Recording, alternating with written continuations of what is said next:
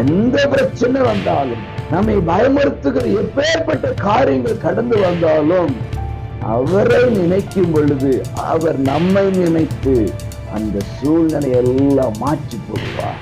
நிம்மதியான உறக்கத்தை தருவார், சுகமான உறக்கத்தை தருவார்.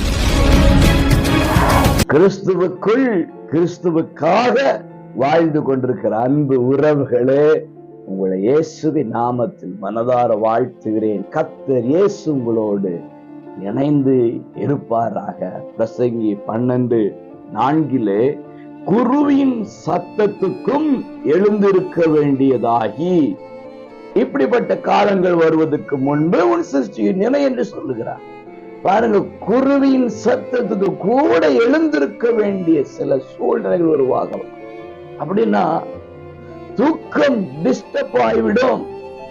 ஒரு சின்ன சத்தத்தை கூட நீங்கள் எழுந்திருக்க வேண்டியதும். நிறைய பேர் நாட்களை சொல்வது, எனக்கு சரியான தூக்கம் இல்லை, இரவு படுத்தால் தூங்க முடிவதில்லை, ஏதோ சின்ன சத்தம் கேட்டா கூட எழுந்திருக்க வேண்டியிருக்கும். பயந்து அலறி எழுந்திருக்கக்கூடிய காலங்கள் கடந்து வரலாம்.